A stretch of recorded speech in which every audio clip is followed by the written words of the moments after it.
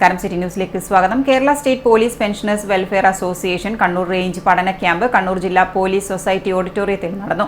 സംസ്ഥാന president P K Lambodaran Nair retired IPS camp ഉദ്ഘാടനം ചെയ്തു. അന്നേരം നിങ്ങളുടെ സംശയങ്ങൾ എന്താണോ അത് സംസ്ഥാന ഭാരവാഹികളുമായിട്ട് ചർച്ച ചെയ്തിട്ട് ആ സംശയങ്ങൾ ദൂരീകരിക്കുക എന്നുള്ളതാണ് പ്രധാനമായിട്ടുള്ളത്. അല്ലാതെ ഞങ്ങളുടെ പ്രസംഗമല്ല ഇവിടുത്തെ പ്രധാനം. നിങ്ങൾക്ക് യൂണിറ്റിന്റെ ഭാരവാഹികൾക്ക് യൂണിറ്റിന് എന്താണ് സംശയമുള്ളത് അത് ഞങ്ങളോട് ചോദിക്കുക. ഞങ്ങൾ അതിന്റെ മറുപടി ഞങ്ങൾക്ക് അറിയാവുന്ന രീതിയിൽ പറഞ്ഞു തരിക എന്നുള്ളത് മാത്രമാണ് ഈ പഠന ക്ലാസ് കൊണ്ട് ഉദ്ദേശിക്കുന്നത്.